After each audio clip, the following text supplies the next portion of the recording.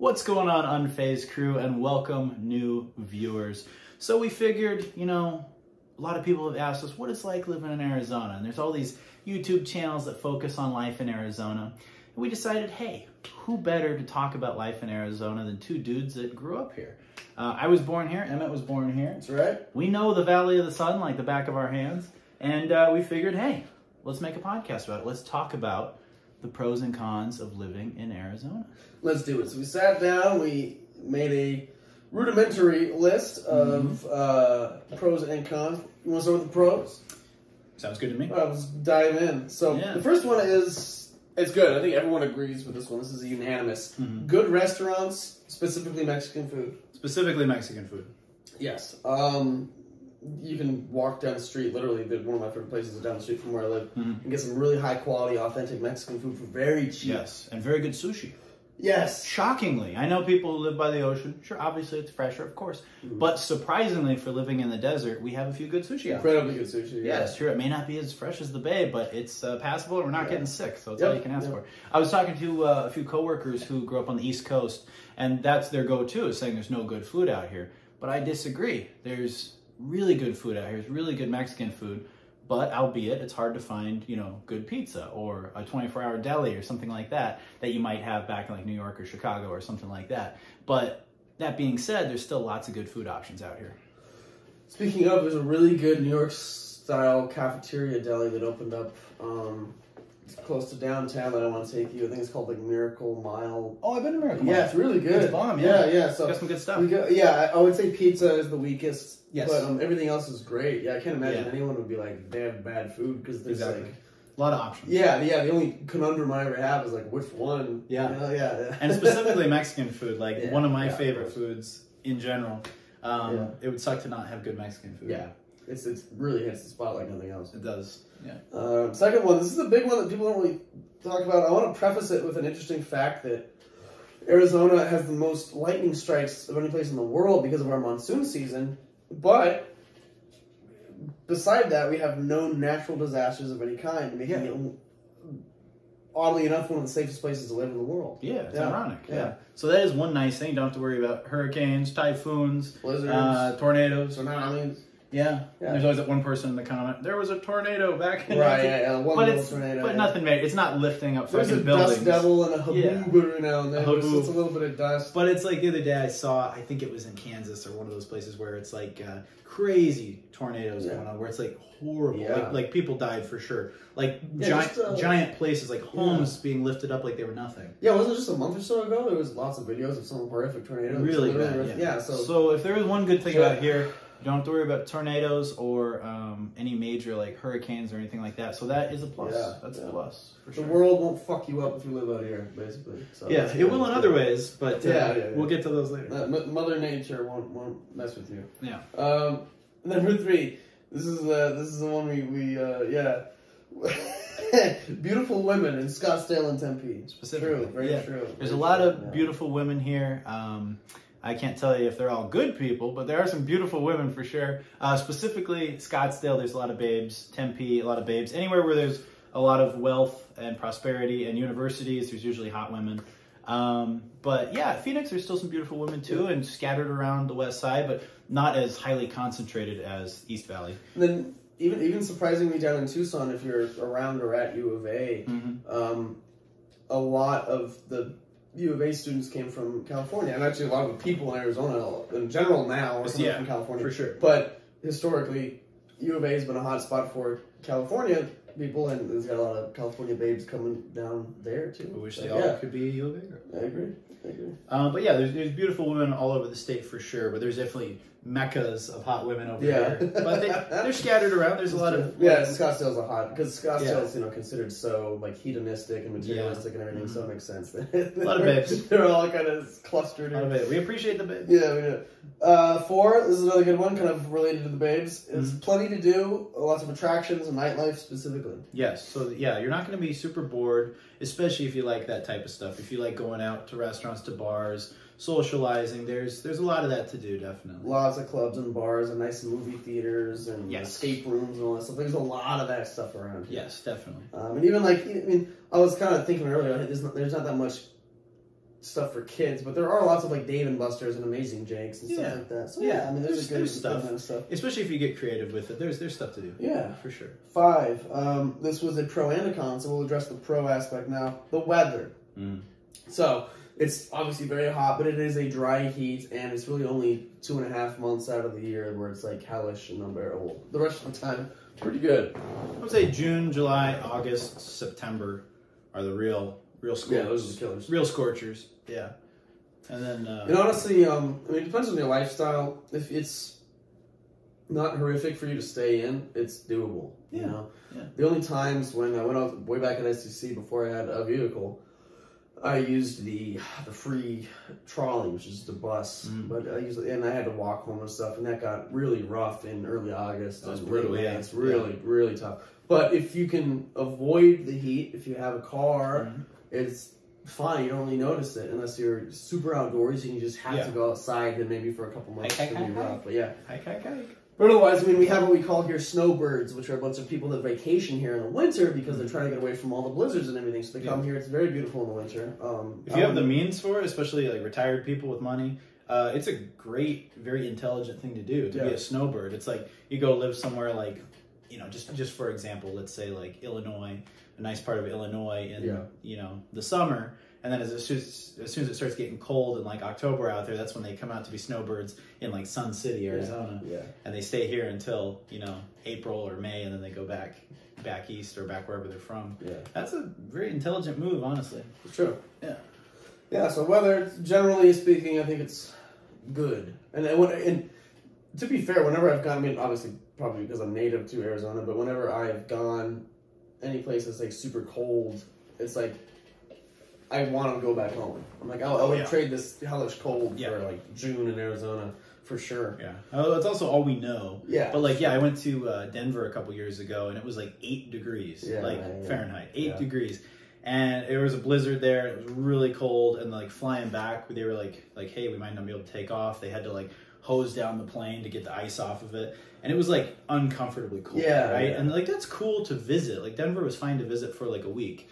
But then after that, I was kind of like, okay, it'd be nice to warm up and have a burrito. And of course, it does still snow here, but it's farther north where not as many people live. But we'll talk more about that later. Yeah, for sure.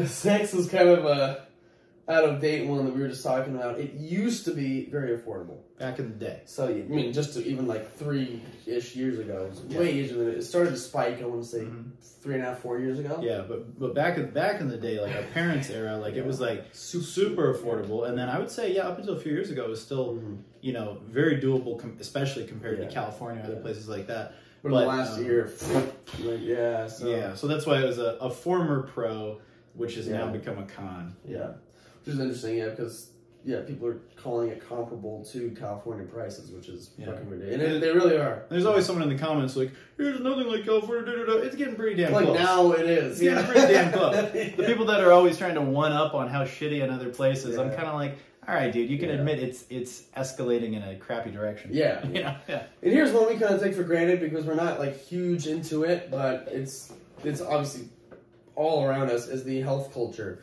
All the gyms and all the hikings, all the mountains and everything. A lot of gym bros, just you see them walking around. Lots of gyms. A lot of gym gals. A lot of hiking spots because of all the mountains and everything. A lot of guys named Jim. So, and I think a lot of people do these days. It is just a culture in general, but there are, I think, particularly a lot of gyms. You can drive down any road, and 9 times out of 10 you'll see 1 or 2 gyms. A lot of hotties in yoga pants. And a lot of people hiking. Too many.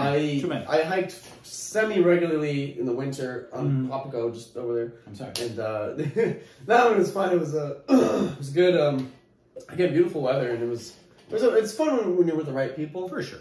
I went with my dad a lot, and it was fine. That's nice. But the minute there's like a week where it goes from like beautiful weather to like get out, and then suddenly it's done. But for like.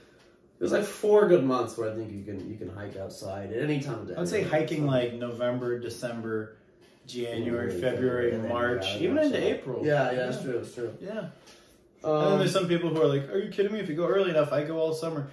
Good for you. Yeah. Those people out there too. So then number 8, this is a big one. I think this how people see Arizona. They're not from Arizona, and this is what people come to Arizona to see. Is the Southwest history, culture, aesthetic, terrain, all of that. Okay? Here you can actually come out. You can go to Tombstone. You can go up to Prescott. You can go to Jerome. You can go to Grand Canyon. Yeah. You can go see a lot of Southwestern history that's remaining that's really cool. Yeah. And of course, you've got that whole Southwestern aesthetic that people love up in like Sedona and even Old Town Scottsdale.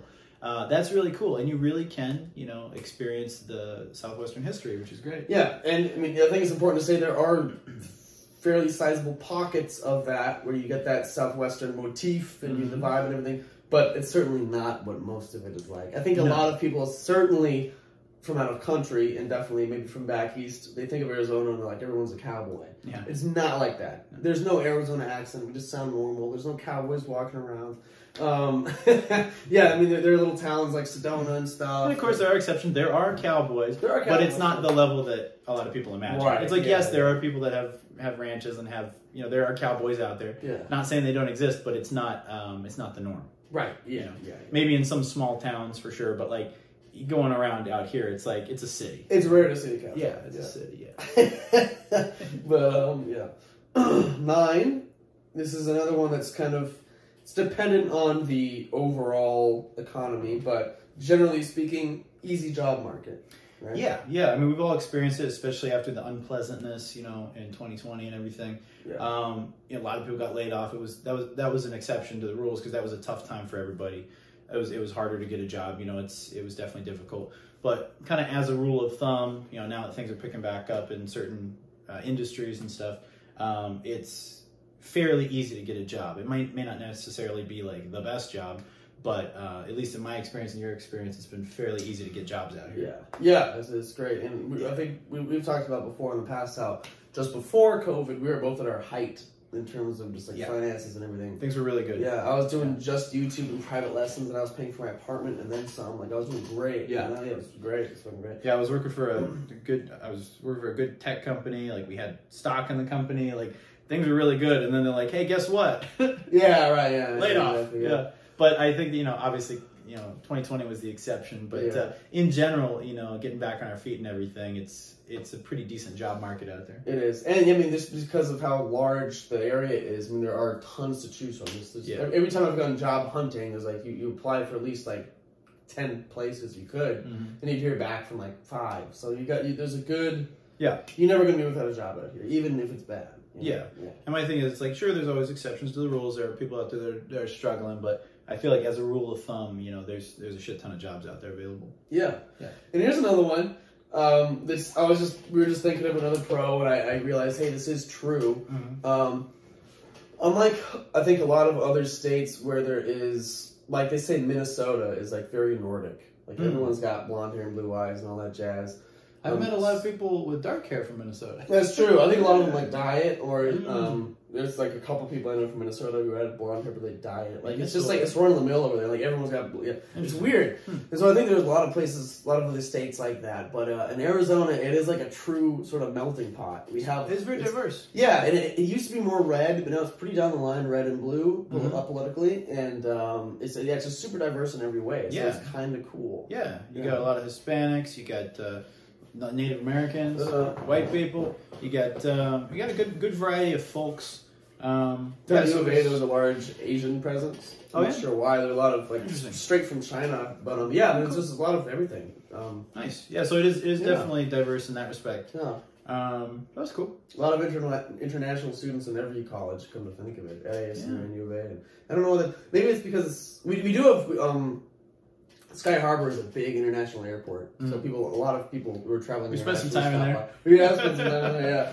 So, yeah, that's a lot to offer. Also, I'm drinking from a Harkins cup. Harkins Theater, yeah. Great theater in Arizona. Yeah. Got us to watch a movie at Harkins. Good one. Dan Harkin, right? Dan Harkins, yeah. Good man, big mustache. Huge mustache. Gets all the popcorn stuck in it. And Steven Spielberg went to Arcadia. He did. Down the street. David Spade from Scottsdale. David Spade. Yes. Good man, good people. Very cool. All right, so now on to the negatives. Let's go into the negatives. Let's do it. All right, so here was the pro and con, the weather. So yes, it is a con sometimes. Yes. It can be kind of depending on each person's preference. Like you might like it really cold. You know, I might like it hot. You know what I mean? It's like the heat can be a blessing and a curse. Like a lot of, people say, well, it's a dry heat. It's not like, the humidity in Florida, you're lucky you got a dry heat. Okay, but still, it is getting up to like 122 degrees in like August and stuff, where it's like, it's hot as hell, even if it is dry. Yeah. So the heat can definitely be draining. It can be really dangerous if people are out in the heat without water. You hear about people dying in the mountains like every summer. So it's, you gotta be careful. It's the heat in the desert. And if you like it, great. If you don't, maybe it's not for you, Yeah, but here's where I want to mention, there is a whole like third of the state that is very piney, woodsy, snowy, cold. And people never think about that. You got the Pine Top area, you got Flagstaff, you got places like Strawberry. If you ever like search Arizona on GIFs on like your phone or on Discord or whatever, all that comes up are like pictures of sunsets and cacti and cowboys. It's not all like that, guys. It's not all cowboy land. No. It gets cold if you're up in, again, Flagstaff, NAU, Pine Top, Strawberry, all those places. They're super, it gets straight up cold. It snows a lot. Yeah, my uncle lives up in Payson. It's like he has like elk go through his front yard, and like it snows there very heavily. Yeah. And like it's higher elevation. And it's not that far. Like we could drive 2 hours and get into some cold foresty area. Yeah, because Phoenix and the Phoenix metropolitan area, Scottsdale and Glendale, all that, it's in a valley. Yeah. So it's like if you want to get out of that valley, you got to go uphill. So Flagstaff, it's like you're going up to a higher elevation. Yeah. You got mountains, you got snow, you got snow bowl. It's like you can go skiing up there, snowboarding. So there is diverse land. There's lakes here too. People don't really talk about that all the time. Yeah. There's lots of lakes, if you want to escape the heat and, you see a lot of people get hammered. Yeah, that's true. Float in inner tubes, They do get hammered and float in inner tubes. Yeah, you always hear about someone drowning. Yeah. To add to the con side, because we're in the cons now, this isn't really weather, I guess, but climate, general atmosphere. As you were saying before, when we were just talking, which is interesting, is that people with tuberculosis came here specifically for the dry heat to get out of that moistness. But now, because I think partially because we're in a valley, and because especially kind of over by you actually, it's a lot of industrial area, like zoning. The air is like really bad. The air quality is really a lot of air pollution. There's like high pollution advisory days. Yeah, I drive down that way over by you to go to work every morning, and you can see it when you come flying in on a plane. You can see it when I drive over Papago. There's a really thick layer of just brown in the sky, because of just all the shit that is settled in this valley. Again, all the industrial zoning and all that. And it's so thick that some mornings when I'm like tired and I'm not really aware of it, like it looks like a mountain range. I think it's straight up like a mountain, but no, it's just brown shit. And then you got to figure all the emissions from vehicles, the shit ton of traffic here. We're breathing that in every day. And as someone with asthma, I breathed way better when I was just in Tucson. Whenever I go anywhere other than the valley, other than Phoenix here, I don't have to use my inhaler at all. Let's talk about that a little bit for people who are watching who may not know about other parts of the valley aside from Phoenix. Let's talk about somewhere outside of the valley. Let's talk about Tucson, because you lived in Tucson, you went to college in Tucson. Talk about Tucson a little bit. Let's do like a couple pros and cons for Tucson. Yeah. If anyone's interested in what that's like in southern Arizona. Yeah. The one thing, I mean the two things that kind of jump right out at me are, again, the weather. It's so much nicer. I was actually, when I lived, both the times I lived down there, because I went to U of A, then I came back and I went to U of A again. Both the times I was down there, I was in the best shape of my life. Never had to use my inhaler at all, because I could work out more readily, and I just felt better because of the air. And like the shitty air quality here really beats me down like constantly. I feel it every day.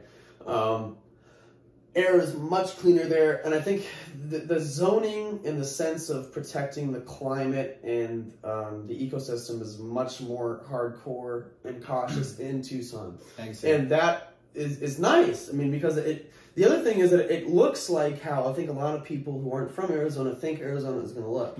There are a lot of parts of Phoenix, Scottsdale in particular, that are very grassy, trying to look very... There's the whole Phoenician vibe is like... Try to make it look like it's not a desert. Yeah, lots of palm trees and grass and water and stuff.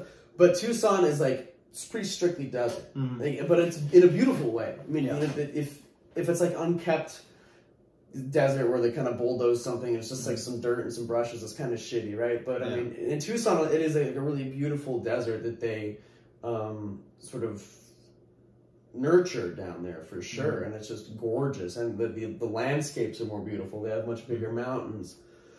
And a lot of these zoning down there is more strict. There are a lot of neighborhoods that don't allow street lamps or wires overhead. It's all underground. All the electrical's like underground because they want to keep the desert life like unaffected. So that's nice. Yeah. So it's kind of interesting when, you know, at night, if you're in the suburbs, it's like pitch black. I do remember that. Yeah. And because of that, because of all those zoning restrictions, there's a lot more desert wildlife. Yeah. There's lots of boars and bobcats and stuff. Going out here, cool. When you were at Yo's place down there, I remember going out there and like walking at night. It was like so dark. Yeah. It was so dark. Yeah. But it's beautiful though because you can see all the stars. You hear the coyotes. Yeah. And that's on the flip side, up north, up in Prescott Valley and the Dewey-Humboldt area. My grandparents lived in Dewey growing up, and it was the same type of thing. Like you'd go out and it was like pitch black at night. Like you could see all the stars. It was like very, very much like out in the country, out in Dewey, which was cool. So there are places like that here, and obviously, you know, even up north and in Prescott, that area is getting all built up, just like everywhere in the state. But there are still little pockets out there where it's a little less city, you know. Yeah, for sure. Yeah. Continue with the cons. Let's do it. Number 2, crime. Lots of crime, especially west side and south side. Yeah, the crime is freaking horrible, guys. Yeah, compared to a lot of places, and especially even just looking here, how it was 10 years ago, how it was 5 years ago compared to now. The crime is off the charts. Like literally, you hear of shootings daily. You hear of carjackings. You hear of muggings. Like it's really rough. Like there's a lot of murder. There's a lot of violence. There's gang violence. Like I heard a story on the news. I think it was like not even a full week ago. Let's say 5 days ago. Just literally like 3 miles from my house, some dude just getting shot point blank in the face. You know, it's like there's a lot of crime. There were dead bodies discovered by Metro, you know, which we've done a few vlogs on. If you guys haven't checked those out, check out our Metro vlogs. But it's just scary to think, you know, a place we go vlogging, like literally right around the corner from that. Oh, 2 dead bodies found, you know, in some altercation. It's like probably drug related, you know. But literally, yeah, just look it up. Look up like Fox 10 News in Arizona. You know, check out the crime. Like look at it, especially stuff on the west side, especially stuff in South Phoenix, but really all over Phoenix. Like there's a lot of road rage. There's a lot of violence.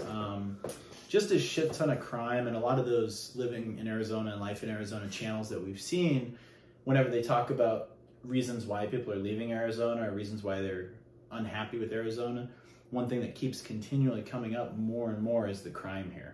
And it's bad. And I think sometimes maybe, you know, nationally and internationally, it's not really in the spotlight that much, but there's a lot of crime here.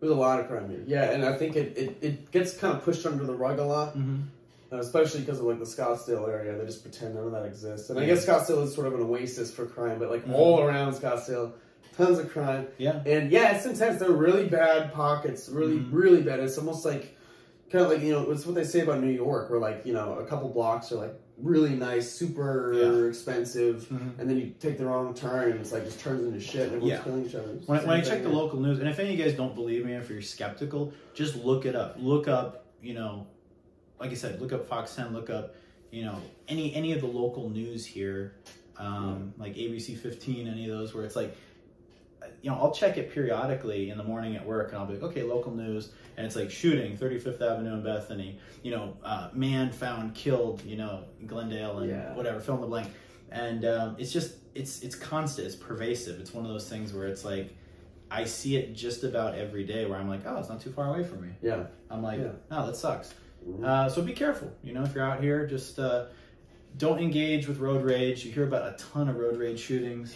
It's tempting because that's another thing we'll mention on here. The traffic is really rough, and it's easy to lose your cool. You know, when people are driving like assholes. The traffic is insane. But I hear about people getting shot so often. There was a story, we said this on one of our previous podcasts. There was a dude that got in an altercation with a guy in a drive-through. Was it Taco Bell or Wendy's? I think it was was it Taco Bell or Wendy's? I thought it was Taco Bell. Maybe it was Taco Bell. But anyway, and the dude came back, 17-year-old kid. comes back in the drive-thru, blows the guy away in the drive-thru. Jesus Christ. You hear about that stuff constantly. Cops getting shot, civilians getting shot. So yeah, it's shitty in that respect. It's really rough, and I wish it wasn't that way. Because I talked to my dad, and I was like, Dad, did you hear about people, getting murdered like this back in the 80s? He's like, no. He's like, people weren't getting offed constantly in the 80s. It's so sad. Not here, at least, Dang. So that's definitely a big con. And like I said, if you don't believe me, just check out the news, look it up for yourself. Sad. Yeah. 3. This is kind of in the same vein. Lots of homelessness. Tons of homeless. Yeah. I see it a lot, and it's the same thing. You see it in Central Phoenix. You see it on the west side. I see it close to me now. You see it over here? on Thomas. Yeah. There's a ton. I mean, it's like, this is actually something I'd like to do our own video on, just focusing specifically on the homeless problem here in the valley. Because it's really sad and it's really bad, and it's out of hand, and I feel like not a lot is being done for these people. I don't have the answer for it, but whatever they're doing right now is not working for those people. And it's bad. Like, pretty much every underpass I see by the freeway just has like homeless encampments. I don't think it's as bad as California, but it's getting close, and we're getting spillover for sure. And there's areas that are just really rough. And like I said, I'd like to highlight it in a video to kind of show you guys, because even compared to, like, I would say 2019, 2020, it's like doubled. Like, it's maybe tripled. Like, the homelessness is like, it's hard to ignore now. There's even like a fairly popular TikTok channel. What this guy does is horrible. He like exploits these people. I forget. I don't know. I don't remember exactly what the channel itself is called, or I don't know if you call it channels on TikTok or whatever. He has a TikTok account, and he refers to these homeless people as lot lizards because they like hang out in lots. Yeah. And he just like films them. He's like, look at this hideous, ugly ass lot lizard. And he just he's like filming them from his car. He's a piece of shit. Yeah, like people love these videos. He gets like tons of views. He's literally just like making fun of all these homeless people, but it's a huge problem, and it's getting worse and worse and worse and worse. But you see it all the time, and it's like, I don't remember that as a kid. Like, growing up here, you'd see the occasional panhandler and stuff like that, but it was kind of a novel thing to see, to witness. You'd see a few here and there. You'd see like that really tan lady. Yep. Yeah, in the last few years, that was like almost like a famous local homeless person. And then speaking of crime, mention what happened to her. Yeah, she was raped and killed, and which was like just the worst thing you can think of. So it's one of those where it's like, but she was an older woman. But recently, in the last few years, I've seen a couple like young women homeless. Yeah, which is really sad. Yeah, such a strange thing to see. I've seen a lot of young people. Like you're driving to work, and it's like you look over and you see someone literally like a few years younger than you panhandling. Yeah, they're like newly homeless. Their beard isn't fully grown out. And you're like they know what's going on. I better not be late to work today. Yeah, right. Yeah. But the homelessness is crazy, and I haven't seen that many people highlight it. You see a shit ton of the California videos, obviously, because that state is going through some crazy shit right now, and you see a ton of homeless, especially Venice Beach and LA and all that. But here it's getting really, really severe, and like I said, we'll highlight it in its own video. But it's a huge con, and it's sad. Yeah, it's sad. This is a big one we've talked about before. Number 4, a lot of assholes and standoff culture. That's so true. Huge. Yeah, I think we should preface this with saying I didn't even know how bad it was until we went out of state, particularly Austin. Mm-hmm. Super warm, super hospitable. Everyone was really nice, and in general, any place you go outside of this, everyone can hold a conversation with a stranger. Yeah. Here, there's a hostility here. Here, there's a huge hostility. And what's interesting is I've kind of seen both sides of the coin. I was talking to one of my friends at work who moved here from Minnesota last year, and he was saying, people are pretty cool. He was saying it was easy to make friends. Like, met a lot of nice people. Minnesota seems like a weird pocket it has a pretty bad side to it. From everything I've heard. Yeah. Interesting. I can't say I haven't been, but what's interesting about that is I think it also depends on, it's hard to generalize and say everyone there is so nice or everyone there is an asshole. But in my experience, of course, there's good people here, there's nice people, but in kind of like a general sense, bopping around town, meeting people, there's a lot of standoffishness, and there's like a lot of like kind of hostility, I feel like. A lot of hostility. And in my experience, I've run into a lot of assholes. Yeah. People, it's like they make you, if you have a question and maybe there's like a stranger next to you, they make you feel weird for even talking to like a stranger. It's like everyone's in their own bubble at the clubs and the bars and stuff. A lot of bitchy girls. Yeah, it's like that's a hot spot for like dating and just picking up people and meeting people, right? But like here people come in their own little social bubbles, and it's almost like weird to. I was at a party just over the weekend, and even in this like contained house party, there were like little social bubbles that people didn't really break out. It was sad and weird, and that is the culture, and that's tricky too. I mean, you guys can feel free to comment, because that might be everywhere. That might be part of the social media culture that we live in. Maybe that could be part of it, but I think it's more prevalent here because we have traveled. We've been out of here. I've been to other places, and in my experience, like there's a bit more of a coldness in terms of attitude here. Yeah, for sure. And it's like, I don't know. I ran into a lot of douchebags especially at Tempe, ASU, Mill Avenue. Yeah, I ran into like the most high concentration of douchebags. Yeah, it really in is. that Mill Avenue area. Sucks. Yeah, I've last time I was there, I was just driving. There was someone just like on my ass going crazy on the horn. I'm like, what the fuck? And like really crazy drivers and really hostile people. And like I said, there's good people everywhere. There's great people out there for sure. But there is a high concentration of shitheads here too. Yeah. And it's noticeable. Literally, my neighbors right now, they're like, one of the dudes is like an ex-felon piece of shit, and we're having a lot of trouble with him. He like comes in front of our house and like chills with his buddies, and they sometimes like get on our property, and we've tried to tell him nicely to like back off, and he immediately gets really like combative and starts cussing us out and shit. It's like, it's fucking insane. And that's just one dude, but that kind of tells you, what it's like. Yeah, I find it funny in videos where people are like, everyone there in my experience, so nice, so nice. It's like, there's assholes everywhere. But I do think in certain cities, there's like a higher dose of douchebaggery. Yeah, and I think, the people that are coming from out of town, usually they're going to go to some tourist attraction like Sedona or something, which of course everyone's going to be really nice in a place like that. And a touristy spot. Yeah, but if you go to the real living, the heartlands, if you will. All I know is when I drive around here, like I hate people. I'm like, people suck. Yeah. And also that'll lead us into one of our next ones, traffic. The next one, traffic. Yep. Traffic is fucking hellacious. Yeah. It is so freaking bad. And you always have that, douche in the comments is like, well, it's not as bad as LA. Okay, but the fact that we're even comparing it to LA traffic, it's getting rough. Yeah. It's getting rough. Getting cut off and having horns beeped at you for ridiculous shit is like a norm. Yeah, you got a lot of fatalities and car crashes. And just very, very aggressive driving. Red light speeders. I nearly died once. Like I came close to this guy just ran through a red light, and I was the guy who was in the green, and I felt like car shake because of how close it was. I think it was like right behind me. Yeah.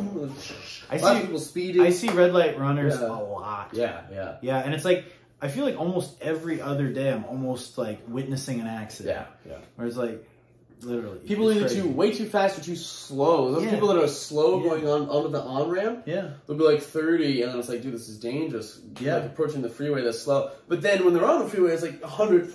Yeah. Literally, like, it's so cliche, but they say the speed limit here is a recommendation. Yeah. So it's like, the speed limit here, you'll be like, it'll say like, 65, right? Everyone's going like 85, 90. You're considered an asshole if you follow the speed limit. If you're going exactly the speed limit, everyone's going to be flying past you. Yeah. And people love using the HOV lane when it's just one person in it. Yeah. That's a huge one. That's a huge one. And, it's pretty rough, and you see accidents all the time. Like, dude, pretty much every time I go home after recording a podcast, there's a street blocked off. And it's never like, once in a while you'll see just like a minor accident, but there's so many times I see streets blocked off with flares, and it's like a fucking like fatality. Yeah. And it's like, it's really bad. I actually made a note of it too, because I realized it was a trend. I think it's about 50% of the time I drive home from work on the 202, there's an accident. Yeah. Like every other time, there's an accident. Traffic is heavy, and it's like heavy constantly. It's like, just the other day we were cruising around Saturday afternoon, it was like 2 in the afternoon, and like, the freeway, the 101 was just like bumper to bumper. And I'm like, what the fuck? Like, it's like, it doesn't matter when, it doesn't matter what time. There's certain times that are busier than others, obviously. But as a rule of thumb, it's too much traffic. I love not having a 9-to-5 job, because like late at night on a weekday on the 101 is like the nicest thing. She just is nice. But yeah, if you have like a real job, it fucking sucks. Yeah, getting anywhere. I'm really lucky because I drive north. So I drive north on the I-17, and it's really not that bad in the morning, and I'm kind of a little past rush hour because I go into work just a tiny bit later. But I look at the traffic heading southbound, heading towards downtown. it fucking blows. Like it's horrendous. Yeah, I'm the same thing. I go your same direction once I get over there, and it's like it's doable. But the people on the other side, it's always gridlock. And for a few years, I used to work downtown, and I would have to give myself a full hour to get home. Yeah, when it really should take like 30 minutes, just because the traffic was so freaking heavy southbound. So yeah, traffic sucks balls. And the next one, number 6, is related to that. Generally, too many people are moving here, overcrowded. Way overcrowded. Yeah. Here's my thing. Growing up here, living here as a kid, I don't remember it really being overcrowded at all. I don't remember crowds really being a thing until these past couple of years. Yeah. Specifically, I would say 2021, 2022. Yeah. But now I like drive around, and like the other day I went with my buddy James. We went to the movies. We're up at Norterra. Couldn't find a parking spot. And I'm like, dude, it was like a weekday. Yeah. I mean, it was like a Thursday, and I'm like, it was just packed, like packed. A very tiny example. I mean, you go anywhere, it's like, it's overcrowded. It's like, it seems like everywhere is just at full capacity. It's like, there's too many people. And Fashion Square Mall most of the time is in popping off. Yeah. And like, you know, crowds are fine once in a while, but when it's like, it feels like, you know, you're getting shoulder to shoulder with people and like, there's nowhere to park, it gets stressful. Yeah, it's weird. And that's kind of one thing we were talking about earlier. Again, people from out of state, out of country, whatever, when they think of Arizona, they think of the wide open landscapes. And there is a lot of that. Arizona is a large state. There is a lot of untouched desert, and it's beautiful. But the population's huddled in the cities. But the people, you're not going to walk out and be a cowboy out on the range. You're going to be in some shit. Yeah, unless you want to pay the money to go live in a place in Prescott or Sedona or fill in the blank. But generally, if you're going to be in the Phoenix metropolitan area, you're not going to see desert. You're going to see asphalt. Be freaking crowded, and it's going to be a big city. Yeah. And let's talk about that a little bit, because like every time you watch these channels, like you know these Life in the Valley channels, and you know, not pointing at that one specifically, but just a lot of these type of channels, it's always cacti, desert sunset, and it just giving this impression that it's just middle of nowhere desert all the time. It's like, this is a big city. Let's look it up. What is Phoenix in the grand scheme of all the most populated cities? The top 5 biggest cities in the United States as a whole. Number 1, New York. Number 2, LA. Number 3, Chicago. Number 4, Houston. Number 5, Phoenix. 5. So it's up there, and it used to be higher. I think it used to be like 3 or 4 or something. But that's impressive. So it's fifth. Yeah. So this is the 5th largest city in the whole country. Yeah, it's fucking big, guys. Yeah, it doesn't look like it because it's all lateral. Mm-hmm. When people think of big city, they think of New York. Everything's up, spread out. New York is like tight. New York built up because like Manhattan's an island, and like that's all they had was to go up. Yeah, but here it's like you've got all this. And what's scary about that is eventually you don't want to run out of water. Yeah. And that's another thing we were talking about. That is a con, is the fear of being in a drought and running out of water, because fresh water is not plentiful. So that's a fear.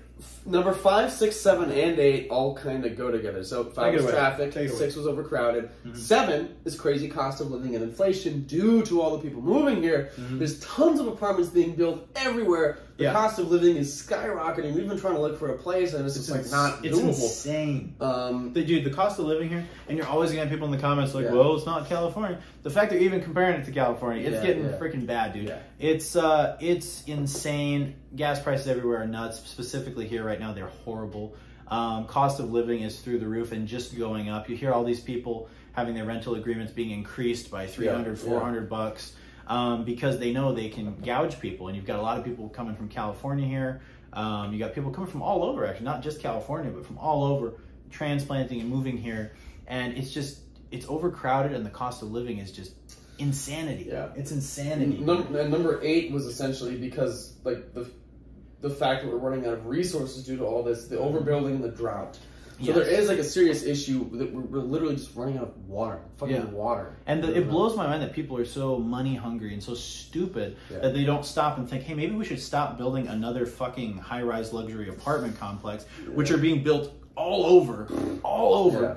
And maybe focus on water conservation. And maybe being able to sustain life in the areas where we've already built instead of focusing on building new places. Yeah, we should mention like the street out there that we have walked down. It's when we first moved here, when I first moved here like four-ish years ago. Oh yeah, please talk about this. Yeah, the street. I don't want to say the name of the street. It's a little too close to home. Garbanzo Bean Street. Yeah, Garbanzo Bean Street.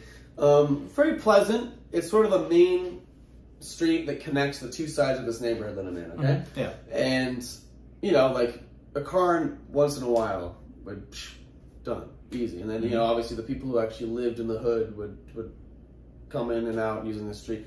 Now, as you were just saying, it's like a mini highway, right? Is, There's tons of people abusing the street because the infrastructure is so... like tightened right now. There's not enough of it. That people are using all these little streets, and it's like another thing is there's construction all over.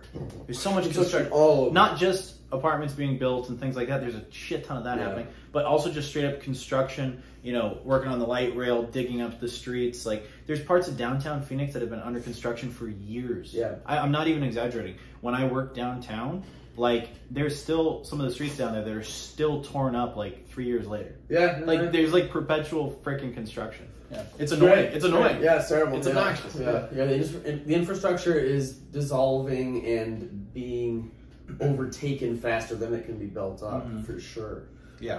And just looking at that street alone, that's a prime example. Yeah. We were walking down there earlier, like shaking down dinner, you know, just talking, getting ideas for the pod. It should be a pleasant road to walk. Yeah, you walk down, you're like, dude, be careful. Yeah, like it's like you feel like you're gonna get like hit by a speeding car. Everyone's speeding. It's like you see like literally like 60 cars go past. And that wasn't a busy time of day. That was like 8 o'clock, maybe. No. Yeah, so it's crazy. Yeah. It's one of those. It's just it's tricky, and it's like people who are thinking about moving here.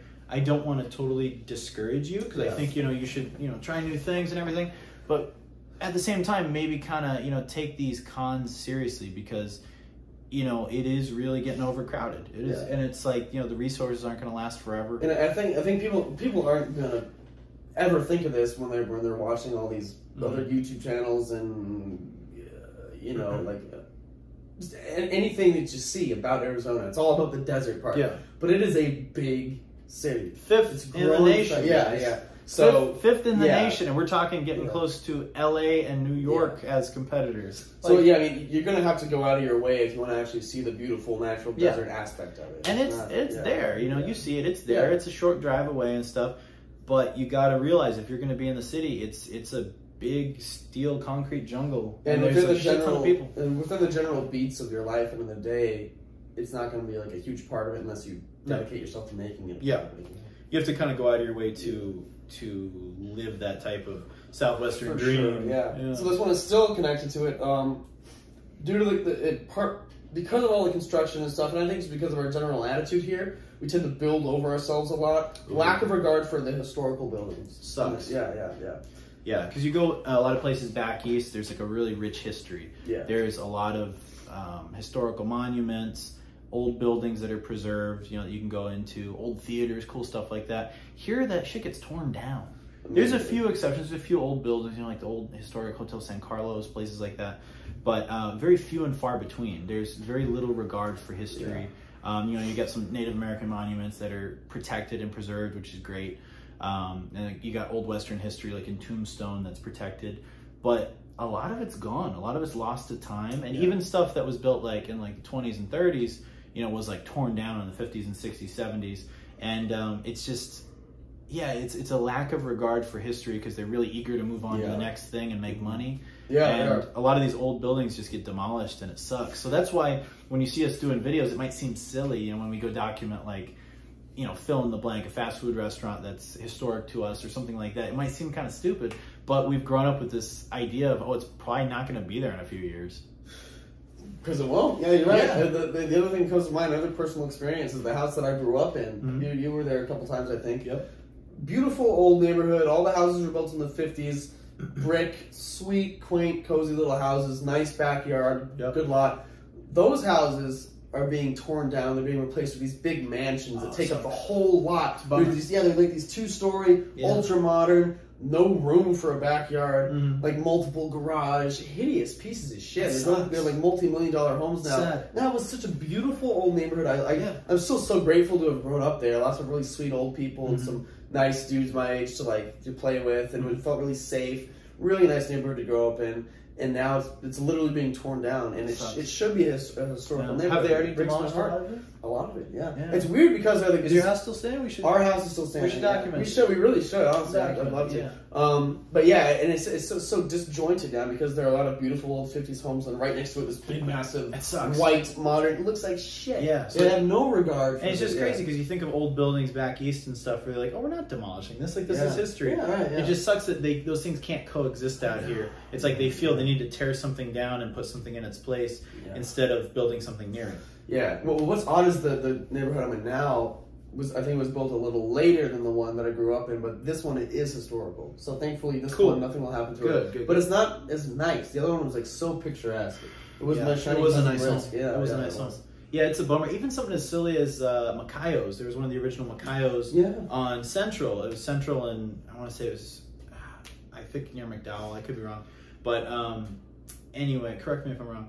But there was a real cool little Macayos there. There was, I think it was the original one. It had like this kind of like Mayan-looking architecture. It was really cool, and they tore that place down like it was nothing. And like presidents had eaten there. Like it was like a historic spot, like a really cool old building, and it just looked neat. Visually, it looked neat.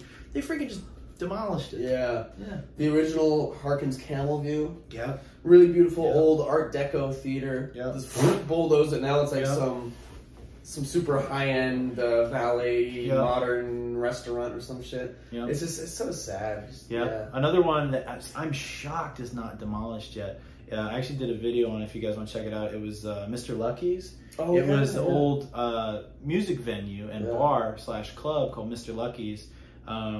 That somehow that building is still there, but it's just that place is the pits. It's horrific. It's just like this rotting shell of a once great place. Yeah, I remember the old signs out there, and the only reason I documented that because I'm like, oh, they're gonna demolish that stuff. Yeah.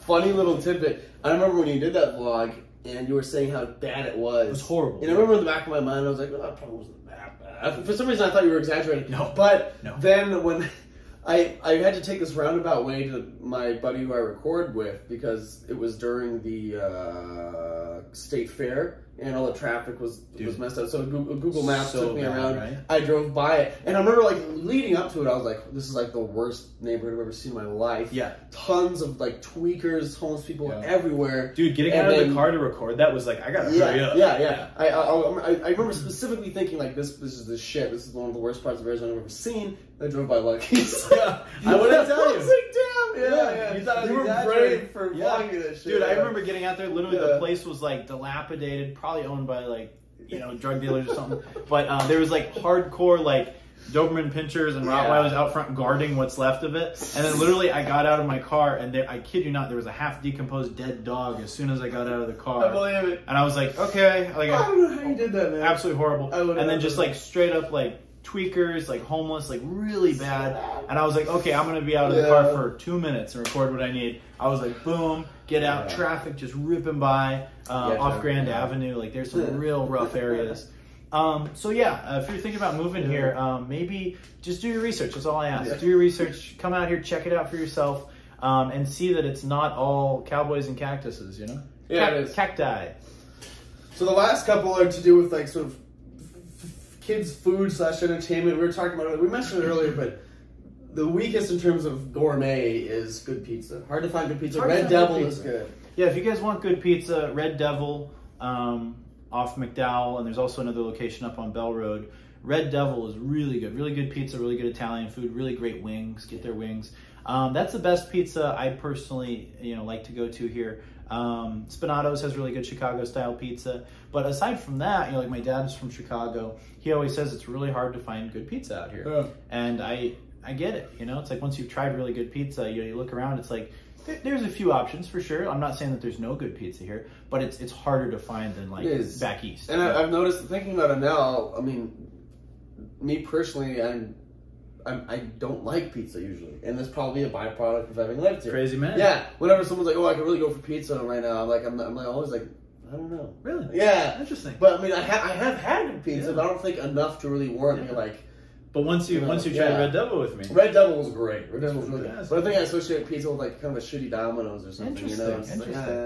Yeah, so there is good pizza, but it's much harder to find. Yeah. You know, because you talk to people, like one of my friends at work who's from New Jersey, and he's like, "Oh, dude, you don't have pizza out here." And I was like, "Well, there's pizza." He's like, "But it's not the same." And I'm like, I get where he's coming from. Yeah. And then the second part to that was not many amusement parks and stuff like that. Not a lot of attractions. We got castles and coasters. There's like a depressing Six Flags and the castles and coasters and stuff. Castles and gangsters. Exactly. Yeah, literally. Yeah. You know what's scary? Right next to the Metro, right? Right next to Metro Center. Yeah. What's funny about that? I do love their mini golf. You know, I grew up with very fond memories of castles and coasters. But what's funny is even at age like 13, 14, like I had friends in high school that were like calling it castles and gangsters. So it's been like kind of on the decline for quite a while. But yeah, Metro Center is a prime example of how the valley has changed. It's like the amusement park from Good Time where they hide the acid. Yeah, exactly. That's it. Yeah. Great movie, by the way. But yeah, if you want a prime example of just how the valley has changed, kind of for the worse, look at Metro Center Mall. Go look at the video we posted of Metro Center back in the 80s. See how just that was such a hub of like awesomeness and entertainment and just such a fun, magical place. And then look at just how sad it is now. And it's just like, you look at it now, it's like horrendous. It's like homeless around it, totally dilapidated, about to be torn down. Another place that's not going to be saved. It's going to be totally demolished to put a freaking light rail track through it. That honestly is just going to transport like homeless people and, you know, druggies across. It's sad, dude. It's sad to see these places go, and I'm totally against it, you know. But what's the answer? You know, should it be renovated? Should it be salvaged? That would be cool, you know. Yeah, well, I think our last podcast we were talking about sort of the fate of that area. Yeah. Someone had this big, grand, bold idea to turn it into this sort of massive mall/apartment mega complex. We didn't see that realistically happening. No, I think they're gonna attempt it, but I don't think it's gonna stick. I think the light rail is just gonna get. I mean, it has to get built through there either way, right? Because it's mapped to go straight through there. So I think obviously that's gonna get finished happening. They're gonna have to bulldoze it. It's gonna be an empty lot for a while with just a light rail going through it. And in the foreseeable future, I have no fucking clue what's gonna happen. Yeah, and if they do sink that kind of money into it, like millions and millions and millions of dollars. I just have a feeling they're going to get cold feet, and it's going to be almost like a Vegas project that goes halfway and then they abandon it. Yeah, it's going to be one of those where it's like they're going to look at the area and they're going to be like, is this salvageable? You know? Yeah. And what's crazy is the ring around Metro, ring around the Rosies, it's it's nice. There's you know, a Chick-fil-A there, there's some good bars there's some good restaurants. There's a lot that's very healthy around it, and it's a very popular area. But the core and the heart of the mall is dead, which is so sad, so tragic. So who knows what the fate of Metro will be? Well, I think we have a general idea what it'll be. Yeah. But it's just a shame that it couldn't, you know, maintain that Bill and Ted magic. Yeah. You know, there was the Bill and Ted magic. R.I.P. Metro. If you guys have any Metro Center stories, or actually just any old school Phoenix memories of how it's changed, drop a comment below, guys. Share your stories. Like, if you think this is a great place to live, please tell us why. If you think it's a bad place to live, tell us why. Yeah. We want to hear your thoughts. We want to hear what you guys think, especially if you're from here. Yeah. So I think in general, I mean, if you're looking from the outside in, if you're expecting to come here and be like in a desert oasis, it's not going to happen. No. Like, there is a lot of beautiful desert out here. Probably more open desert than there is city, right? But I mean, just within the confines of realistically living here, you're going to be in that massive city, and you're going to have to go out of your way to sort of enjoy and be ensconced in the desert. And of course, there are people who, you know, like I said, there's a big hiking culture to the point almost where it gets kind of irritating. There's a lot of fun. But you know, if you like it, good for you. That's cool. It's healthy. It's a good habit to have. But there's a lot of people who say, "What are you talking about? I go out in the mountains every morning." Okay, but it's like a mountain in the middle of the city, right? Or on the edge of the city. Yeah. You know, you kind of got to work to get to that. And a lot of you guys who do watch our content, it's like you've seen us go to, you know, ghost towns. You've seen us go off the beaten path. We got to drive far to get to those places. So like when you see us going to like the ghost town of Ruby, I mean, that took us, that was a whole weekend. I mean, that took us hours to get there. Like we're on the road, like driving to Tucson, past Tucson. What would you say from here to Ruby would be a good 3.5 hour drive, 4 hours? Yeah, 3.5 at least. Yeah. So it's like, it's not just like right around the corner. You know what I mean? We do those videos, you know, because we like to make that type of stuff and showcase the unique stuff in the state, but you know, we got to kind of go off the beaten path to get to it. Yeah, you know? I would say just off the top of my head, one of the best spots with the most things to do, just thinking back on our wine vlog and our original vlog, is Sedona. Yeah, there's a lot to do in Sedona. It's a really fun, I don't know if it counts as a staycation because we still have to drive, but it is a quick jaunt. It's about an hour and 45. Yeah, and it's gorgeous. It's very unique. Even for Arizona, it's unique. Yeah. All that red rock there, it really has its own character. It's cool. It's cool. It has a lot to offer. But I would say, for me, after 3 days, I'm over it. Yeah. Yeah. It's cool once in a blue moon for a little trip, and if you haven't been in this area at all, it's probably very interesting. Yeah, if you've never been here, like, it's interesting when you talk to people who are like from back east or from out of country, and they come here, that's when I'm like, okay, cool. You're gonna want to go check out Sedona. You're gonna want to go check out Tombstone. Yeah. You're gonna want to like kind of go off the trail. Yeah. And on the flip side, remember there is a lot of Arizona that is not desert. Lots of snow and pine. One really cute, fun, very touristy town that is up in the woods there, right by Flagstaff. It's called Williams. Yeah. You ever been to Williams, Arizona? Really touristy, really fun, cool. Yeah. Looks like an old cowboy town, but in the forest up there. Yeah. Lots to offer, lots of good restaurants, very touristy. All of Flagstaff in general is kind of touristy. Yeah. Kind of nice. They have the Lowell Observatory. You can go look at the... Flagstaff is cool. That's another place where it's like, I'm good for a weekend. I'm kind of like, all right. Yeah. But I know a lot of people love it. My friend Nate, he's like a guy that just absolutely loves it. He went to college up there, and he's a person that fell in love with it so much, he like ultimately wants to live there. And that's cool. If you like the snow, if you like snowboarding, if you like the cold weather, that is a perfect place for you. You know? Yeah. It truly is. Yeah, Flagstaff. Flagstaff, guys. Yep. And again, for some of the viewers who might know the Lefebvres, a lot of people ask me, like, where did we film Oblivion Real Life 2? We must have gone to, like, Colorado or some shit. No, that was Flagstaff. That was just Flagstaff. Yeah. It really does look like Oblivion. Yeah. It's just right up there, just a couple hours away. Yeah. And for some reason, that's an area of the state no one really talks about that much outside of the state itself. That's right. When you're here, of course, everyone knows Snowbowl, they know all that. Yeah. But, you talk to someone from, like, Texas, they might not have a clue about Flagstaff unless they've been here. Yeah, true. Yeah. So it's kind of interesting, Yeah. But let's get to some of the questions. Some of our Discord homies. Oh yeah. Hit us up if you want. Can you access it on your phone? We can roll some Arizona commercials, perhaps. Oh, perfect. And then we'll right back. We'll check out some questions. Enjoy the commercials, guys. I'd like to overnight this gift to Pahonix. Okay, FedEx can get it there first thing tomorrow. We can also professionally package it with our new pack and ship service. Pahonix, what's that? Pahonix, it's the biggest city in Arizona, the capital of Arizona. Do you mean Phoenix? Phoenix?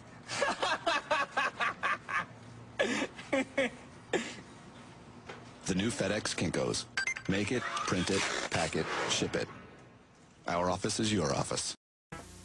In the gourmet case of Fry's Food and Drug Stores, you'll find ready-to-cook entrees for any occasion. From stuffed Cornish game hens to meatloaf, it's gourmet to go at Fry's low prices.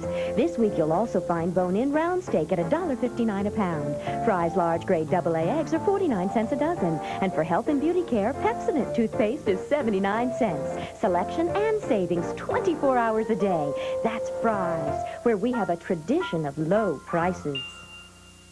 All right, so we're back with some questions from some of our kindly viewers. Oh, we love the Unfazed crew. So let's just get on with a series of questions from our man, Bri.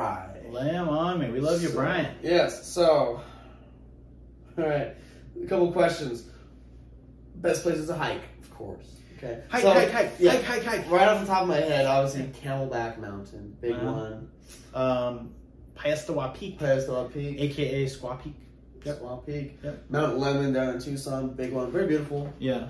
Hiking up, if you want to get out of the valley, up in like Payson, places like that. Yep. Have some nice trails that are a little more woodland vibe. Isn't the like really big mountain up in Flagstaff called like San Francisco Peak or something like that? I don't even know. There's a huge snowy mountain up there. I mean, if you want some like, if you want to like fucking die, go to the mountains. There you go.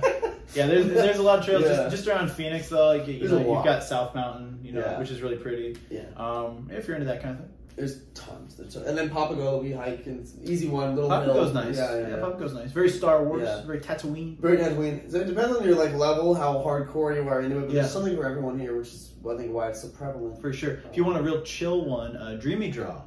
That has some nice little trails. What is that? I don't know. It's just more spread out, like hills. Okay, it's not too mountainous. If you want, it's probably better for old people or families or people who are just kind of novice hikers. Yeah. It's just more chill. Dreamy Draw is nice.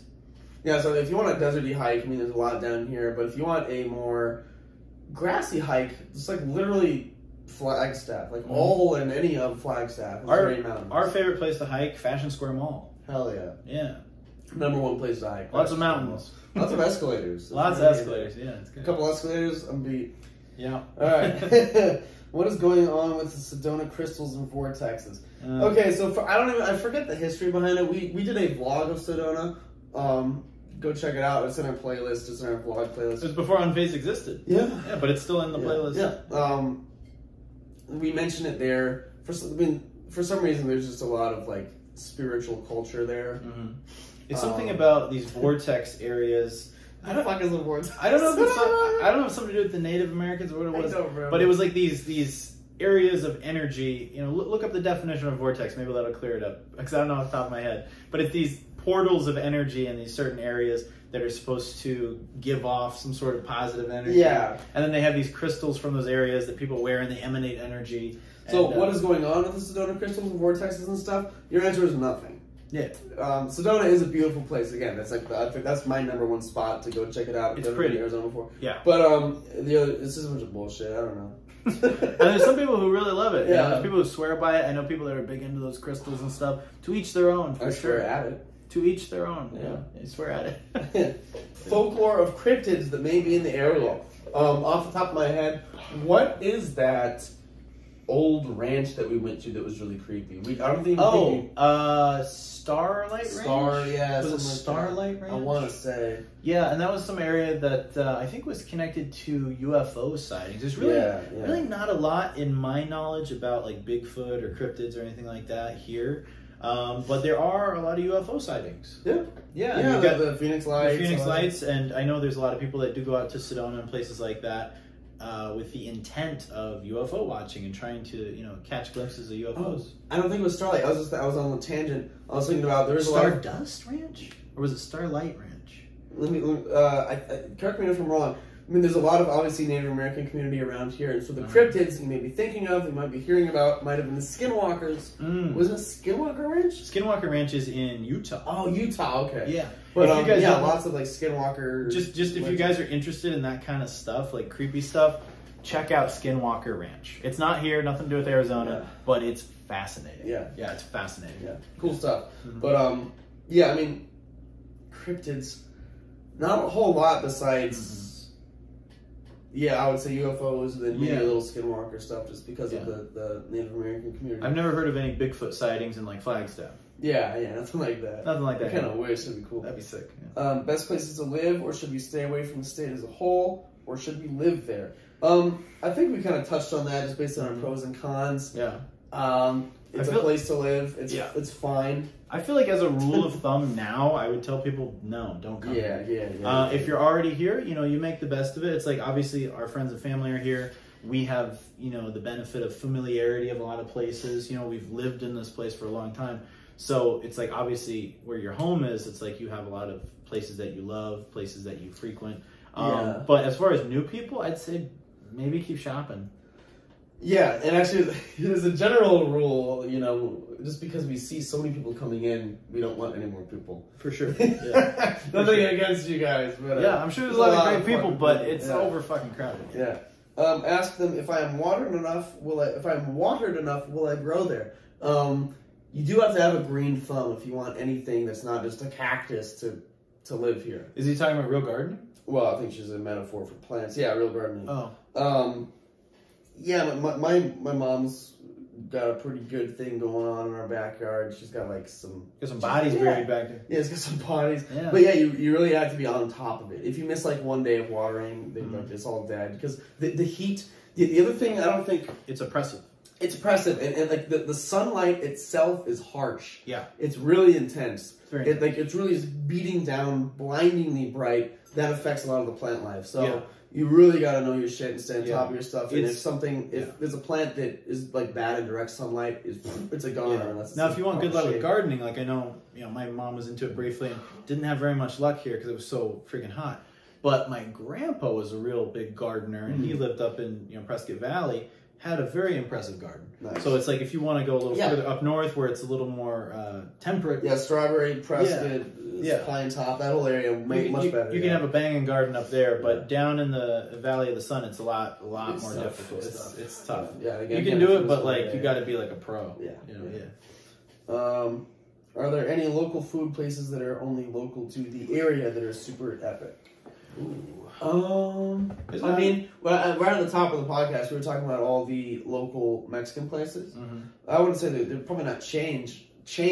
Most of them are like really just run by a Mexican family or whatever. And they have like a Mexican, like this name is in Spanish. When you go in there, everyone's speaking Spanish. But they're really good. There's a lot of little like kind of fly by night, like taco trucks and stuff like that that are bomb. The one thing I've learned is that the best food is really unassuming. Yeah, it doesn't look great. Like all the big fancy restaurants, they're great too. But like really good food can be in some kind of bummy part of town, and it's just like it looks like shit, and you go inside, it's like the best food you've ever My advice, if you're in Phoenix and you're hungry and you want to try some good Mexican food, and you see something like outside of a club that's like kind of not in the best area, and you see like a taco truck or something like that, go give it a shot. Give it a shot, because it's probably going to be really freaking good. The tacos next to the clubs in Old Town were our favorite tacos for a while. We would walk over just for tacos, fuck the clubs. Yeah, but if it's kind of a rough area, don't be afraid to try food there. Yeah. You know, I mean, maybe don't set up camp so there's a lot of it. I can't point to anything specifically, but there's a lot of good food. Yeah, I would say any of the Ricos and Bertos, I mean, those aren't the best, but there's like, you know, Federico's and places like that are convenient and good. Anything that's like in Spanish is probably good. Yeah. There's a place I really like called Mi Pueblo. It's really bomb. Mi Pueblo. I think there's 2 locations here in the valley, and they're super good. Yeah. It's like very mom and pop, but like such good Mexican food. Yeah. My 2 favorite places that are just down the street are Tacos Jalisco's and Carniceria de Cuernavaca. I don't know what that means, but it's really good. Really good stuff. Yeah. The next one is any UFO experiences? Let's see. One time I did a video, I saw one that looked like the title is like Phoenix Lights Round 2, and I saw him, but to be honest, it was so far away. Sometimes people do send up those Chinese lanterns that you know can give the illusion of being those. So I wouldn't say that one was real or not. I don't know. It just was interesting looking. But when I was a kid, I was up in Prescott Valley at my grandparents' house, and I was out in the front yard looking up at the night sky, and I saw a light going up, and then it just blinked and it like shot up straight into the sky. Wow. And I saw it, and I was probably like 12, so I wasn't like young enough to where I'd be like making that shit up. Yeah. And I couldn't figure out what it was. I could not figure out what it was. And to this day I can't explain it, and no one else saw it, so I'm like, I don't know what it was. I don't know. Holy shit. Yeah. Interesting. And it was far enough away where I'm like, I don't know. Yeah. Oh, this is interesting. Do you have a UFO story? I do not. I wish I did. I do not. Yeah, if you guys have a UFO story, put it below. This one is in the beginning, it seems like more of a statement. People go missing / is there more of that going on than what we see on the outside? People go missing all the time, but again, I think it's because it's a big city and there are some sketchy areas. And a big thing too that someone had mentioned earlier in the Discord was the open border. It's like, you know, not to be too politically charged with you guys or anything, but just facts. I mean, the border is wide open right now, and it's almost like just not having a lock on your door. It's the point where it's like, sure, are there families and people that want to come across and better their lives? Totally. Yeah. But at the same time, it's fucking wide open. So there's people from all over the world, good and bad, that can just come right on in. So it's not a good situation, and there's no regulation, and you know, you got to be careful with that, because at the end of the day, it's just like a broken lock wide open. Yeah. And I think it's making the country more vulnerable, and it's exposing us to a lot of attacks from within. It's not good. It's not good. And there are a fair amount of missing kids, specifically high school kids. There's lots of teenagers that go missing. Like a lot, like once a month maybe. There's some teen that's gone missing. Yeah, you do see a lot of them. A scary thing was a while back, I went to Walmart up near work, and I was just at checkout leaving, and I walked past the restrooms, and like by like the drinking fountains and stuff they had there was a whole wall of missing people. Yeah. And it was like 20 plus people, and all the dates were like within the last like year and a half, 2 years. There you go. And I was like, oh boy. And it was like unsettling, because it was like little kids. Yeah.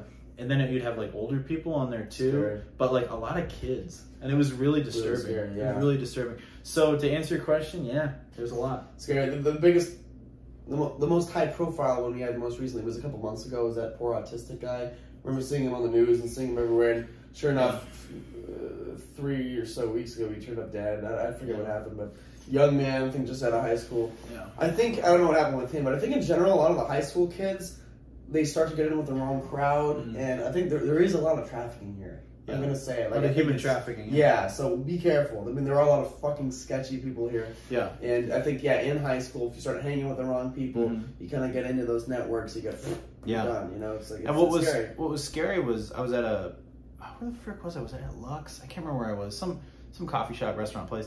I think it was at Lux, and I saw another poster for a missing girl, and it was like right within that area, like Indian school and like Central, where I was like, oh shit, that was like right around the corner. And I'm like, oh dude. And you see them on social media a lot too. I'll get a lot on Instagram where it's like people that I used to work with that live downtown and, you know, close to me. And you'll see once in a while, you know, oh, so-and-so's sister's missing, or so-and-so's person, you know, so-and-so's cousin is missing. You hear about it more frequently than people admit.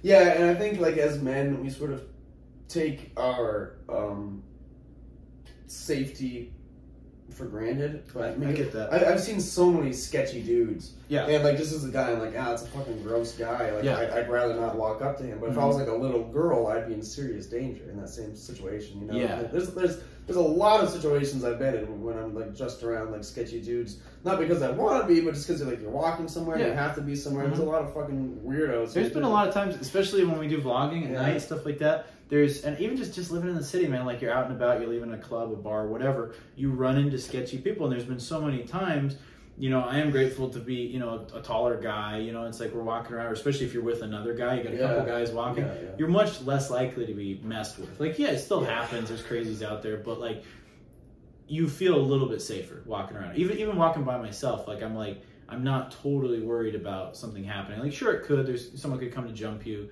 Someone could rob you. Totally, that could happen anywhere. I'm not stupid in that respect. But it's not the same as if you were a chick walking by yourself. Yeah, you have to be careful. Yeah. And I think recently a lot we've been pouring to when we're walking or driving down the street rather. In like a fairly bad neighborhood, we'll see like a sort of a beautiful woman just like on the bus stop, and we're like, she better be fucking careful. Yeah, you know, it's tough. Yeah. Well, my dad always says when he sees like a woman walking by herself like that in a bad area, he's always like, "What are you doing here?" Yeah, exactly. He's like, "What are you doing here?" So you gotta be careful. So it's like I think there's a lot of girls that, you know, it's one of those things where it's like they want to, you know, be empowered and be like, I'm tough and independent, but there's a point where it's fine to be tough and independent, but at the same time, you got to be smart. Yeah. And you can't go out and just say, oh, I'm Wonder Woman, no one's going to fuck with me, I've got my little pepper spray. It's like, no, these dudes will potentially, like, really hurt you or kill you or worse, you know, abduct you, and, you know what I mean? It's like, it could be really bad. Yeah. So just be smart. And, you know, even, like, not even, like, ghetto people, but I was just, like, talking to some folks the other day. At ASU, the like frat douchebag culture is so prevalent. It's really bad. That I guess there's something they do where as like some hazing. Yeah, some shitty frat hazing thing. They will like roofie a girl and they'll fuck her, and like that's a thing that happens. So like you gotta with those pieces of shit, you know, board short boat shoe assholes that go to ASU, you gotta watch out for those guys because like half of them are like rapists. Yeah. And don't get me wrong, there's some great people at ASU, but you know, just anywhere you gotta be careful, especially in the frats. There's a lot of dickheads too. Yeah. But and also the frats that do their hazing. You hear about tons of kids drowning in Tempe Town Lake because of these hazings. That's fucking dumb shit. Look up all the college kids that have drowned in Tempe Town Lake. Christ. Anytime you drive over to Tempe, I just think of all the dead kids in Tempe Town Lake. Insane. And it's a bummer. Yeah. Although, if you want to talk about all the negative parts of Tempe, if you want to talk about the good parts, the Tempe Improv, great comedy club. Great comedy club. Yeah. If you get too depressed with the bodies on the lake, you can walk across the street to the comedy club. Have a few laughs. Yeah. Last one. This is interesting. Are you all Mormon? The Mormon thing, I think, is more attributed to Utah. Are we all Mormon? I think Utah is the Mormon land, and I think there is a lot of spillover in Arizona. Okay. That's like a Mesa thing. Yeah. That's a Mesa stereotype. Yeah. Is that everyone in Mesa and East Valley is Mormon, and Mesa is, you know, at least used to be super Mormon, probably still is, but no, not every white person in Arizona is Mormon. In the high school I grew up in, there were a couple prominent families that were Mormon, but they were nice. They were really nice. But beyond that, no. It's like pretty run of the mill. Yeah, The Mormon community. But yeah, there's a good. I mean, just like I think a lot of cities, there's a shit ton of Mormon people, but it's not everybody. Once in a blue moon, you'll see them doing their whole thing on their little suits and their bikes as they bike around. Yeah. But so if that's normal for where you live, then it's normal for us too. Yeah. But if it's not normal, then maybe we do have a slightly larger Mormon community, just because Utah's right there. Yeah. But yeah, I wouldn't say it's an inordinate amount. Yeah. All right, then we got a couple more questions from one more person for the pod. Are there any negative or just weird stereotypes about AC, and are they true? I'm from Texas originally, and people that have never been assume weird stuff. Also, what would be your second choice if you had to move elsewhere? Okay, so the first question... Weird stereotypes? Yeah, weird stereotypes. I think, if there are any stereotypes... I know a couple. Yeah, what do you think? Everyone assumes, everyone's carrying a gun, and they think it's, super... a lot of comedians that come here, they're always joking about it being, an open carry state. Right. And they assume everyone's, redneck. Yeah, it's like GTA Online and everyone's shooting each other. Yeah, that's not the way it is. Most of the comedians that come here, there's always a jab about guns, rednecks, the border. That's kind of cliche. Yeah. And as far as, what was the other question? Yeah, well, so would you say it's true? I would say not really. I'm not sure what they assume about us exactly. Although I know that there's aspects that are true, but it's not everybody. Everyone assumes people from Scottsdale are very ditzy and rich and well off, and for the most part that's true in certain pockets of Scottsdale. Yes, it's very plastic. Yeah, I agree. Yeah, it's very materialistic. And again, that's part of the sort of the standoff nature that we've experienced is a lot of the people are plastic. Yeah, they're plastic. Yeah, they're kind of shitty. And yeah, that's true. But only for Scottsdale specifically. Because then again there's a lot of really ghetto parts as well. Yeah. But again, I think and specifically for people who are out of country, I know a lot of them think it's going to be all cowboys, they're going to enter an Old West movie, and that's not the way it is at all. So just be aware of that. Yeah, you can find it, we've shown you in a few places you can, but you got to kind of go off the beaten path to find that. Yeah. So the second part of that was us as Arizona natives, if we had to move somewhere else, where would it be? Okay, I'd like to hear yours first. That is a tough one. We both talked previously about moving to a small town. I'd like that. Someday I'd like that. Yeah. I don't know. This is really specific, but I was earlier today watching a little documentary about this classical pianist named Glenn Gould, and he's Canadian, and he grew up in this little town, 90 miles from Toronto called Uptergrove. And it just I was watching this documentary from the 50s about it, and it just looked beautiful. There was a little picturesque. It was in Canada? Yeah, it was in Canada. There was a little picturesque, town grocery store, and it's this little house-looking thing. There's a lot of lakes and this grassy, open, the polar opposite of where we are. Basically, I think something like that would be really sweet. Just a sweet, grassy, lush little town. I always thought somewhere like Mount Airy, that's Mayberry was based on. Yeah. I think that would be really cool, somewhere like that. Off the top of my head, though, the place I've been to the most outside of Arizona would be San Diego, California. Yeah. I've 100% visited there the most out of anywhere else. That would definitely be on my radar. I don't know how I feel about living in California these days, but there are parts of California that I love, and I think San Diego's awesome. San Diego's a really, really cool spot. I would say, at least our experience with Austin, Texas. Great. Austin would be on my radar. I like the vibe out there.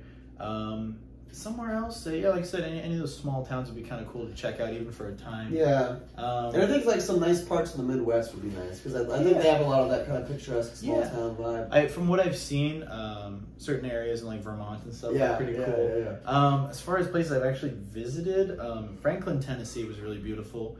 I definitely wouldn't live in Memphis. I don't know if I even want to live in Nashville, but Franklin, Tennessee was a pretty little small town.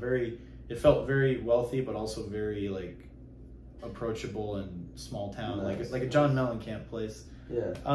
So I hope that answered your question. Yeah. So basically, kind of we went in the opposite direction, the opposite of where we live now. That's where we want to go. But I think that's 100%. That's a staple of where everyone lives. Is you kind of want to change the scenery. The grass is always greener. Yeah, the grass is always greener. As far as growing up here, are you happy that you grew up here? Yeah. Yeah, me too. Never had any complaints. Yeah. Yeah, I feel like there's, the longer you spend living in a place, you really do see the pros and cons. That's what this whole episode is about, right? But I'm grateful that I grew up here. It's like, part of me probably would have been like, oh, maybe it would have been better to live in like Oregon or something like that as a kid, like a more Goonies upbringing. But I still did have a good time here overall. Yeah. And I think, I'm really grateful for the friends that I have. If we didn't live here, we wouldn't know each other. That's very true. And I think the older I got, the more I appreciated aspects of Arizona and of Phoenix. And I think a part of that is just the familiarity too. It's what you know. You make the best of what you have to work with, and we do have a lot to work with here. We do. A lot of cool stuff. But are there parts of Arizona that I don't like? For sure. Are there parts of Phoenix that I resent and think have really gone to hell? Totally. Yeah. So there are a lot of negatives that I look at, and I'm kind of resentful of Phoenix in a lot of ways, and kind of disgusted by it at times. Yeah. But then there's other times where it's like, I've grown up here, it's my home. Everyone I love is here, and I can see the beauty in it as well. Totally, yeah. I mean, I think for the most part, for everyone, it is a big, flat city. So, like, there's a lot to do. There's a lot to offer. It's not very... The Arizona that you guys know isn't very distinct when you actually live here. It's just it's a hot city. Yeah. But it's always... I mean, obviously, I was just thinking earlier, because we were talking about how many like YouTube channels there are that tout Arizona to be this very specific thing. All the vlogs that we've done are very real. Very real. That's a much more realistic depiction of Arizona rather than for some reason it's always fucking like sunset, like it's always dusk when people are like doing their shoots and stuff. And it's always like these picturesque mountains. They want to convey the certain image and they want to uphold it. Yeah. And they want to show like a lot of these channels. It's always like a dude talking about. Some of the similar stuff we're talking about, but then it'll be showing him on like a nature hike, through the desert. And I'm like, okay, you're not showing the shopping carts and the homeless encampments, off, freaking I-17 in Glendale. You know what I mean? Like, you're not seeing that. And I get it. He wants to uphold the look of it being tranquil and being the desert. And I respect it. There's a place for that. And there are, elements of that here for sure. But at the same time, it's leaving out a huge part of the equation. It's kind of misleading on some of those channels. So we like to give you the real unfazed look at what it's like here. Yeah. And I mean, just the other day, like there's the downside to the dry heat. There's so many days that are like, there's like a high pollution fire advisory. Just a few days, there was a high pollution warning day where you weren't supposed to like use leaf blowers and shit like that. Yeah. And like lo and behold, a big fire broke out, and like that's kind of fairly normal here because there's a lot of fires. Everything's dry and about to go on fire. There's definitely just like California. There's a fire season here. There's huge fires going on right now up in Prescott Valley. Yeah. And people who say it's Prescott, no, you're not from here. People from Prescott say Prescott, so back off. But we love you, Caboose. Yeah. But it's there's definitely a lot of dry times where you got to be careful of the fires. On the flip side, in mid to late July, going through August, we have the beautiful monsoon season. Now, the monsoon, we should give some time to the monsoon season because it's so unique to this area. And some years it's very brief. Yeah. Some years it's very brief, and it's which is shitty because I always look forward to it. I like the rain. It's beautiful, lots of rain. The smell is fucking gorgeous. It's great. The smell of like all of the desert plants coming to life. Like as soon as water, like natural water, hits these desert plants, it's just wonderful. This beautiful bouquet of aroma. Yeah. And that you don't get that anywhere else. Yeah. I think one thing about living here and growing up here is we really appreciate the rain. Yeah. When you experience the rain, no matter what, it's a novel thing to me. Yeah, for sure. And I think that is to do and partially it's because it is so rare. The other thing is how it interacts with our environment. I think a lot of other places, like the general rain smell is nice. Yeah. But we have a really specific and really genuinely much more beautiful wonderful smell here when it interacts with. I forget what's the bush. Is it eucalyptus? The gum tree. Yeah, the gum tree. There's the gum trees. It's the eucalyptus trees, or the bushes rather. That they smell so good. And the cottonwood trees. Yeah, literally, we have a couple of eucalyptus out. I think it's eucalyptus. Let me look it up to make sure. Yeah, I know what I'm talking about. But remember Rainy Day Schedule as a kid? Yeah. They probably have that everywhere, right? Yeah. But here, if it was a little sprinkling, like Rainy Day Schedule. It's like 2 drops. They're freaking out. That's another thing. When it rains here, everyone just starts crashing into each other on the roads. No one can drive in the rain. That's true. It's true. Correct me if I'm wrong. It's not eucalyptus. What the hell is it? And there's some bush that they have a couple out front. Whenever like water is on it, just smells gorgeous. I remember I was Max was out there fixing his car the other day, and I was helping him fix it. And we have a couple of those bushes out there, and it was hot, so we had these big jugs of water. And I drank like a couple sips, and I didn't need it anymore. And I just dumped it on the bush because I wanted to smell. Great, yeah, I literally just dumped it, and I went over to like, that's nice.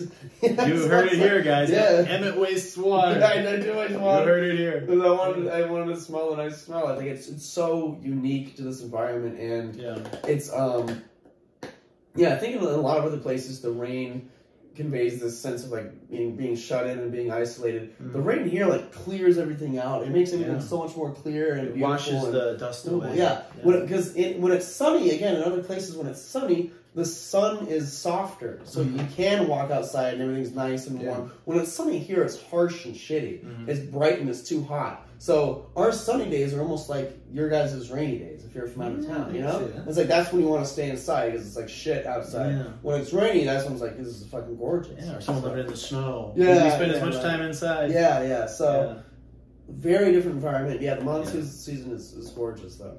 But then, beyond that, in the summer it is very, very hot. But that is something to look forward to because it comes at the end of the summer. Yeah. So it's like you're going through some shit and then suddenly it's like magical monsoon season. Best time of year to live here, I would say, would be October to very early May. Agreed. Yeah, I would say if you're a snowbird, I'd say fly out here a little before Halloween or maybe early November if you want because it's still hot in October. Yeah. But it's, it's getting a little more tolerable. And then I would say May is when it really starts heating up. Agreed. Yeah. But it's, Arizona has its pluses for sure. This is kind of a different video for us. We've always kind of shied away from doing these videos because Arizona, we've grown up here, we're tired of talking about it in a lot of ways. We didn't think it would be really that interesting. But lately we talked about it and we've seen some videos kind of on the subject and we figured, well, we're born and raised here. We might as well give our 10 cents and talk about it, A lot of videos that we have seen that have been blowing up about Arizona, but they always point and focus on the natural hiking desert, the wildlife, and that stuff was great. But I mean, if you're actually considering moving here, it's not like you're going to be out in the desert looking at the wildlife all the fucking time. You deserve to hear what it's really like. This is what it's really like. So if you guys enjoyed this video, please give us a subscribe, give us a like, smash that like button, smash that like button. But seriously, we have tons of interesting videos. If you guys are into Arizona stuff, cool. If you're into historical stuff, cool. If you like sketch comedy, if you like podcasts, give us a like. If you like paranormal investigations, please subscribe. And if you like Arizona shit in general, we do have a lot of vlogs, most like 95% of which are in Arizona. And they're much more real. We just go out to a place, film it, boom, there it is. We're not trying to fool you with like, ooh, the beautiful scenery. If it's shit, it's shit. If it's beautiful, it's beautiful. Yes, we remain unfazed and we're very real about it. Yeah. Anyway, guys, so thank you for watching. If you're new here, like, subscribe, and most importantly, guys, remain unfazed. Thanks for watching. Hike, hike, hike, hike, hike.